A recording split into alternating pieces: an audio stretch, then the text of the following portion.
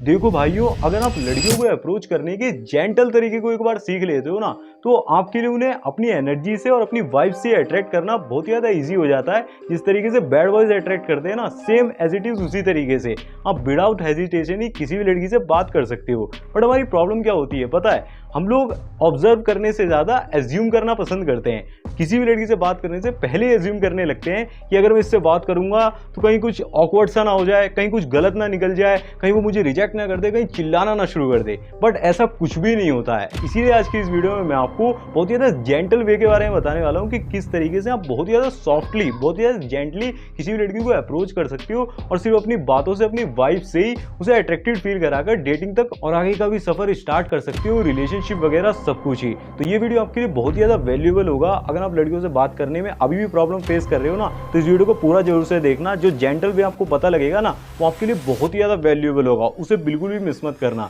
तो चलिए वीडियो की शुरुआत करते हैं। वीडियो पसंद आए तो वीडियो को लाइक जरूर से ही कर देना।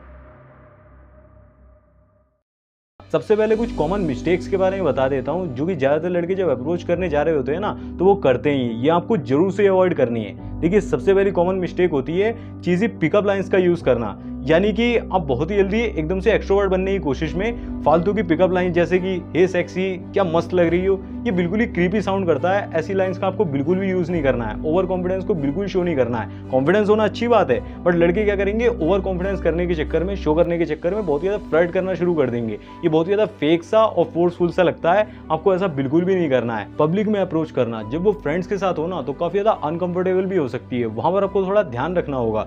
डीएम में स्पैम करना, यानी कि बार बार आप उसे हाई के मैसेज भेजे जा रहे हो, बार बार लिख के भेजे जा रहे हो, हेलो क्या कर रही हो, या फिर ये सब, ये चीज़ आपको बिल्कुल नहीं करनी है। ये आपको बहुत ही डेस्परेट दिखा रहा है। डेस्परेट नेचर बिल्कुल भी नहीं शो करना है। यहाँ पर आपको एक चीज़ ध्यान रखनी है कि जो अट्रैक्शन होगा वो अनसर्टेनिटी से बिल्ड होगा। ऐसे नहीं है कि आप अचानक से ही जाओगे और एकदम से कुछ पिकअप लाइन्स मार दोगे और एकदम से वो दीवानी सी हो जाएगी, आपको गले लगा लेगी। आपको जो फालतू की एक्सपेक्टेशन आपने पाल रखी है ना, वो बिल्कुल भी नहीं माननी है। नेगेटिव बिल्कुल भी नहीं सोचना है। ऐसा भी नहीं कि आप बहुत ज़्यादा नेगेटिव हो गए कि वो मुझे रिजेक्ट ही कर देगी, मैं इतना ज़्यादा लुक्स में अच्छा नहीं हूँ, हाइट अच्छी नहीं, ऐसा भी नहीं करना है। और ना ही इतना ज़्यादा पॉजिटिव हो जाना है कि ओवर कॉन्फिडेंस से भर गए, डायरेक्ट फ्लर्ट करने लगे। दोनों ही चीज़ को बैलेंस करके चलना है। मतलब सिंपल से ही आपको जाकर अपनी वाइब लेके जाना है। वो वीडियो में आगे बताता हूँ कि किस तरीके से अपनी एक वाइब क्रिएट करनी है। देखिए, एक जेंटलमैन अप्रोच वो होती है जहाँ पर आप बहुत ज़्यादा काम होते हो, बहुत ज़्यादा रिलैक्स्ड होते हो। मतलब आपकी वाइब बहुत ज़्यादा रिलैक्स लगती है। ऐसा नहीं लगता है कि आप फियर से भरे हुए हो या फिर आप बहुत ज़्यादा पीछे बैकग्राउंड में सोचे जा रहे हो कि कहीं कुछ गलत ना हो जाए। ऐसा बिल्कुल भी नहीं होता है। आप जिसे कहते हैं उसके लुक्स को नहीं,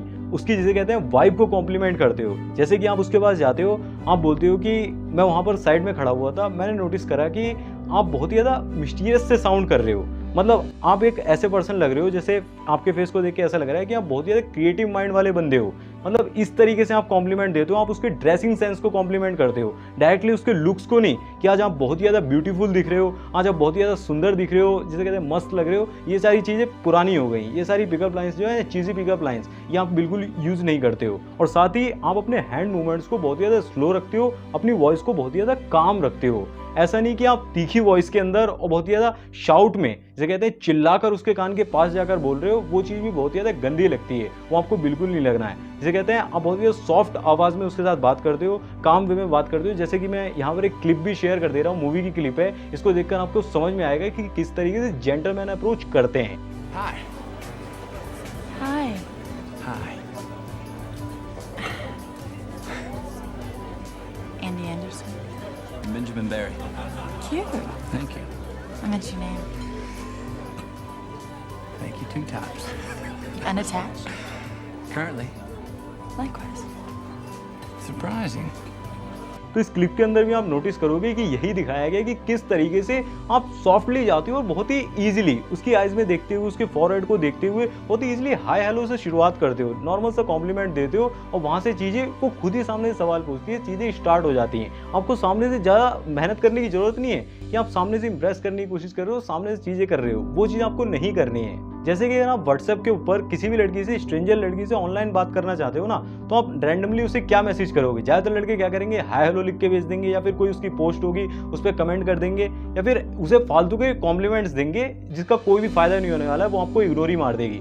अगर आप अलग दिखना चाहते हो तो आप नॉर्मल सी चीज़ करना, आप जिसे कहते हैं उसको एक सिंपल से कॉम्प्लीमेंट देना कि वैसे तो मैं स्ट्रेंजर्स को मैसेज नहीं करता हूँ, बट आप थोड़े डिफरेंट से लग रहे हो। आपकी जो वाइब है ना वो बहुत ही ज़्यादा मुझे काम और बहुत ही ज़्यादा शार्प सी लग रही है। आप कुछ मिस्टीरियस से साउंड कर रहे हो, तो उसे ऐसा लगेगा कि ये स्ट्रेंजर तो है बट रैंडम भी है और काफ़ी ज़्यादा इंटरेस्टिंग भी है, इसके अंदर जानने जैसा कुछ हो सकता है। और उसको भी आप ऐसा दिखा दोगे कि तुम्हें जानना चाह रहा हूँ, तुम्हारे अंदर इंटरेस्टेड हूँ, तुम्हारे बारे में जानने में इंटरेस्टेड हूँ, तो ऑटोमेटिकली एक कनेक्शन सा बिल्ड होगा जहाँ पर आप जिसे कहते हैं हवस के कारण उसकी बॉडी को कॉम्प्लीमेंट दे रहे हो, उसके लुक्स को कॉम्प्लीमेंट दे रहे हो, तो वो चीज़ सेंस में आ जाती है, वो चीज़ तुरंत में समझ में आ जाती है कि ये बंदा कहीं ना कहीं जिसे कहते हैं आगे फ्यूचर में चलकर फिजिकल इंटीमेसी के लिए मेरे पास आ रहा है। बट जो बंदा एक्चुअल में जेन्युइनली इंटरेस्ट शो करेगा ना, तो उससे लोग कनेक्ट करना चाहेंगे। तो आपको जेन्युइन इंटरेस्ट शो करना है, जानने की कोशिश करनी है, ये बोलकर कि वैसे तो मैं स्ट्रेंजर्स को मैसेज नहीं करता हूँ, बट मुझे लगता है कि ये मेरा मैसेज जो है ना वो वर्थ इट रहेगा। मैं आपको मैसेज कर रहा हूँ, आपके लिए वर्थ इट है। यहाँ पर मैं आपको कुछ इंपॉर्टेंट टिप्स देता हूँ जो मैंने अपने एक्सपीरियंस से सीखी हैं, आपके लिए बहुत ही ज़्यादा वैल्यूएबल होंगी।